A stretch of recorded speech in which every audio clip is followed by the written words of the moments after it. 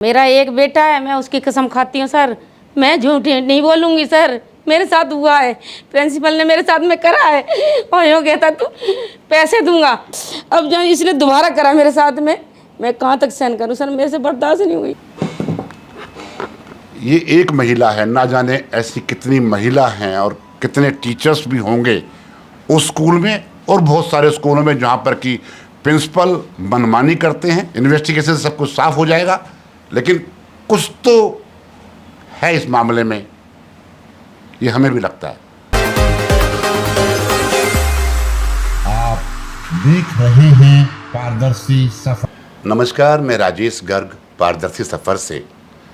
स्कूलों में झगड़े बहुत देखे होंगे आपने, और जिस प्रकार से दिल्ली के स्कूलों के अंदर टीचर्स के साथ या नॉन टीचिंग स्टाफ के साथ जो हुकूमत है, हुकूमत मतलब प्रिंसिपल है, बाकी जो मैनेजमेंट है, वो कई बार उनको परेशान करते आपने सुना होगा। लेकिन एक गंभीर समस्या रोहिणी के प्रशांत विहार स्कूल से हमारे सामने आई है। ये जो बहन जी बैठी हैं मेरे साथ में, जिन्होंने अपना चेहरा ढका हुआ है, चेहरा इसलिए ढका हुआ है क्योंकि किस प्रताड़ना से ये गुजर रही हैं ये इनका मन जानता है, या हमें जहाँ तक समझ आया है कि इन्हें स्कूल के प्रिंसिपल ने और एक दो लोगों ने इसलिए परेशान किया क्योंकि इन्होंने उनकी बात नहीं मानी। इनका नाम मैं नहीं जिक्र कर रहा हूँ क्योंकि इन्होंने कहा है कि कहीं मेरे परिवार में या मेरे गांव में दिक्कत ना हो जाए, तो इसलिए नाम के बारे में जिक्र नहीं कर रहा हूँ। लेकिन इस बात का जिक्र कर रहा हूँ, ये घटना है प्रशांत विहार के गवर्नमेंट सीनियर सेकेंडरी स्कूल की, जहाँ पर कि ये हाउस कीपिंग डिपार्टमेंट में है। और हाउस कीपिंग डिपार्टमेंट जो है वो आउटसोर्स स्टाफ के रूप में ये काम कर रही हैं। मैडम बताइए, ये जो आपकी मैं कंप्लेंट देख रहा हूँ जो कि आपने थाने में दी है, इसमें लिखा है कि मैं स्कूल में काम करती हूँ और कॉन्ट्रैक्ट पे काम करती हूँ, लेकिन जो स्कूल के प्रिंसिपल हैं उन्होंने आपसे बदतमीजी की। क्या बदतमीजी की, और ये क्या बात सच है? सर मैं काम कर रही थी जीने पे, तो उस प्रिंसिपल ऊपर चढ़ के गया, मेरे छाती में हाथ मारा और यूँ कहा कि तेरे को बहुत पैसे दे दूँगा, एक बात बस मेरी मान ले। मैंने कहा सर मैं ऐसी नहीं हूँ, कि नहीं तू मान ले, तेरे को पैसे बहुत दूँगा। फिर ये भी कहा मेरे से कि अमित है ना, उसको तू छेड़खानी कर, उस चक्कर में उसको फंसाना चाहता हूँ। मैंने कहा सर मैं किसी को नहीं करना चाहती कुछ भी, अगर तू मुँह बंद रखेगी तो ठीक है, नहीं रखेगी ना तुझे मरवा दूँगी।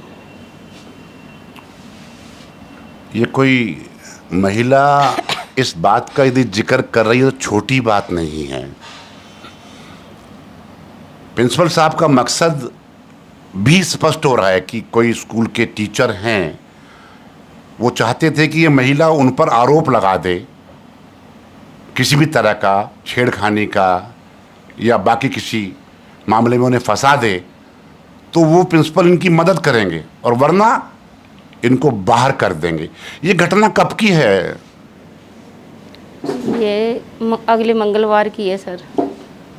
अगला मंगलवार? पिछला मंगलवार? हाँ पिछला मंगलवार की। पिछला मंगलवार। किस समय की घटना है ये? स्कूल के अंदर की? 10 बजे की सर, राउंड लेने जाते 10 बजे की है। ये राउंड लेने गए और मेरे पीछे चढ़ गई है, मुझे पता नहीं था, मैं तो झाड़ू लगा के ला रही थी सर। मुझे उस समय आप कहाँ थी 10 बजे? वो जीने पे थी, 3rd फ्लोर के जीने पे थी सर, 3rd फ्लोर के जीने पे थी। कितना मंजिल स्कूल है ये 4 मंजिल है सर। कोई लिफ्ट वगैरह लगी हुई है? नहीं कुछ नहीं है सर, कुछ नहीं है, जीने पे नहीं। जाते। तीसरी मंजिल पर आप सफाई कर रही थी या कर चुकी थी? नहीं करने जा रही थी सर। तो उसी समय प्रिंसिपल आ गए। समय क्या बताया आपने? 10 बजे का। 10 बजे का समय था। तो क्या बोले आपको ये आके? यही बोले थे सर, उसने हाथ मारा है मेरे छाती में हाथ मारा, तो मैंने पीछे मुड़ के देखा, कह रहे तेरे को इतना पैसा दे दूंगा। मैंने सर मुझे पैसे नहीं चाहिए, मैं 13,000 में गुजारा करती हूँ, ठीक है, कि नहीं तू मानने पड़ेगा, अगर मुंह बंद रखेगी तो ठीक है, नहीं करेगी ना मुंह बंद तो तेरे को यहाँ से निकलवा भी दूंगा, मार भी दूंगा। बहुत कुछ बोला, अमित सर को बोला इसको बदनाम कर। मैंने सर मैं नहीं कर पाऊँगी। बस इसी बात में मुझे नौकरी से निकाला गया। मामला गंभीर है। मैडम का नाम हम डिस्क्लोज नहीं कर रहे हैं, स्कूल का नाम हमने बता दिया, और स्कूल के प्रिंसिपल हैं जिन्होंने ये हरकत की है, ऐसा इनका आरोप है। और जो कंप्लेंट है उसमें भी यही लिखा है कि 27 अगस्त 2024 को 3rd फ्लोर की स्टेयर्स पर खड़ी थी, जो सीढ़ियाँ उस पर खड़ी थी, क्योंकि बच्चे ऊपर जा रहे थे, तभी प्रिंसिपल सर वहाँ आए और मुझे बोला कि तुम अमित सर के खिलाफ छेड़छाड़ का आरोप लगाना और मैं तुम्हें खूब पैसे दूंगा। मैंने साफ मना कर दिया, तो फिर उन्होंने मेरी छाती पर हाथ मारा और मैंने अपने बचाव में उन्हें धक्का दे दिया। इसके बाद कौन है? इसके पास बैठती है मैम सर, इसके पास बैठती की है ये वो सर, ये MP हॉल में बैठती है। ये छेड़छाड़ करते थे, मेरे से सफाई भी करवाते नहीं, मैं इन्होंने जो नाम लिया उसकी चर्चा नहीं करूंगा। वो भी जो भी मैडम हैं और जो भी उनका मामला, वो आई और उन मैडम ने भी इनको समझाया कि कोई बात नहीं, लेकिन जो सर हैं उन्होंने उसे धमकी दी कि मैं तुम्हारी नौकरी छिनवा दूंगा और मुझे जान से मारने की धमकी दी।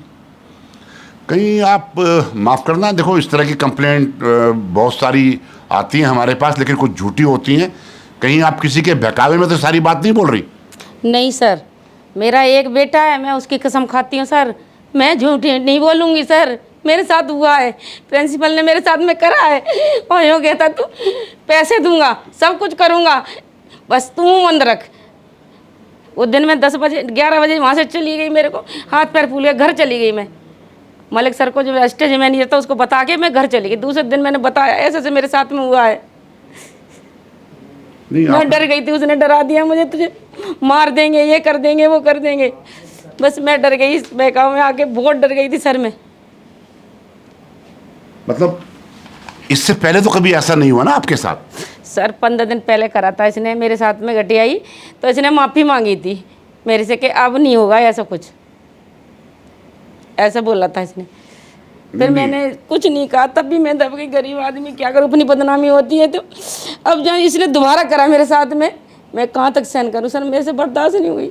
नहीं, 15 दिन पहले जो आप बात कह रही हैं, उस समय कहाँ थी आप? उस समय कितने बजे की बात है? वही MP हॉल में सर सफाई कर रहे थे हम। MP हॉल का मतलब? MP हॉल बना हुआ है ना, उसमें डस्टिंग कर रहे थे। ये कह रहा है डस्टिंग कर दूं, मैं बैठूंगा कुर्सी पे। MP हॉल का मैं समझ नहीं पाया। ऑडिटोरियम होगा ना आपका? MP हॉल क्या होता है, क्या होता है उसके अंदर? उसके अंदर ऑडिटोरियम आपका जो स्कूल का जो ऑडिटोरियम है बच्चों का, जहाँ बहुत सारे बच्चे बैठ सकते हैं, तो वहाँ आप क्या कर रही थी? माँ ये यूँ कह रहा था मैं बैठूंगा कुर्सी में, मेरी डस्टिंग कर दो। तो मैं डस्टिंग करने के लिए इसने बुलाया। अब मुझे पता नहीं था सर, तभी इसने मेरे हाथ मारा था, जबकि मैंने फिर इसने मेरे को मतलब कैस्ट करा कि रहने दो कमलेश, आगे मत भाग जाना, बदनामी हो जाएगी मेरी। फिर सर मैंने छोड़ दिया, फिर कुछ नहीं करा। नहीं, MP हॉल में उस समय कौन कौन थे? कोई नहीं था। नहीं, फिर आप MP हॉल में क्या करने गई थी? जब MP हॉल में कोई था नहीं तो क्या करने गई थी? सर बुलाते हैं कि MP हॉल में ना डस्टिंग कर दो। जब MP हॉल में कोई है ही नहीं, तो कोई प्रोग्राम तो है नहीं, तो डस्टिंग करने क्या करने की? ये बैठता है ना उस पे, कुर्सी पे बैठता है, वहीं MP हॉल में बैठता है ना, तो जो कुर्सी पे ना डस्टिंग कर दो मेरी पे और मेज पे कर दो। नहीं, MP हॉल में अकेले क्यों बैठेंगे? अकेले ही बैठता है जब सर। प्रिंसिपल का रूम है तो अकेले क्यों बैठेंगे जाकर? अकेले बैठता है सर, एक उसके साथ बैठता है सर, एक है ना उसके साथ में ही बैठता है सारे दिन। खाना खिलाता है सर, उसको खाना भी खिलाता है, वो उसको खाना खिलाती है और हम लोग सफाई कर रहे हैं सर, हम आंखों से देखते हैं। इतना गंदा घटिया इंसान है ये कुर्सी पे बैठने लायक ही नहीं है सर। मुझे तो कहने में भी शर्म आती है सर, इतनी बड़ी बदनामी। आप इनकी हालत आप समझ सकती हैं। जो मैडम का नाम इन्होंने लिया है उसको हम आप तक नहीं पहुंचा रहे, क्योंकि कुछ नियम है YouTube के, और हम नहीं चाहते कि बिना पूरी इन्वेस्टिगेशन के किसी की भी बदनामी हो, तो उसका हम ध्यान रखेंगे। इस प्रकार की घटना मैं खुद मन से बड़ा दुखी हो रहा हूँ कि इस प्रकार की जो बात बता रही हैं, और ये वास्तव में ऐसा हुआ है कि एक ही महीने में 2 बार एक महिला कर्मचारी से बदतमीजी की, और ना केवल बदतमीजी की, उसको पैसे का लालच दिया गया। ये एक महिला है, ना जाने ऐसी कितनी महिला हैं और कितने टीचर्स भी होंगे उस स्कूल में और बहुत सारे स्कूलों में जहाँ पर कि प्रिंसिपल मनमानी करते हैं